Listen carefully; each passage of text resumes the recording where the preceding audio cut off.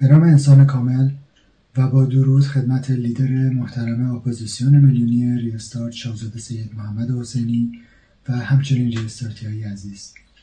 بنا به دستور لیدر محترم ریستارت مبنی بر اعلام حضور در فراخوان 8 مهر ماه، من هم از انگلیس اعلام حضور می کنم تا همانند میلیون ها پارسی و همصدا با اونها اعلام کنم که من ایرانی نیستم، من پارسی هستم و ما خواهان برپایی امپراتوری کوروش با پادشاهی شاهزاده سید محمد حسینی در سرزمینمون پارس هستیم.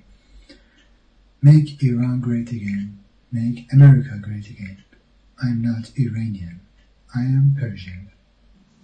According to the order of the Restart leader Sayyid Muhammad Hosseini regarding the attendance on the 30th of September call, I also declare my presence from England to announce, just like millions of Persians, that I'm not Iranian.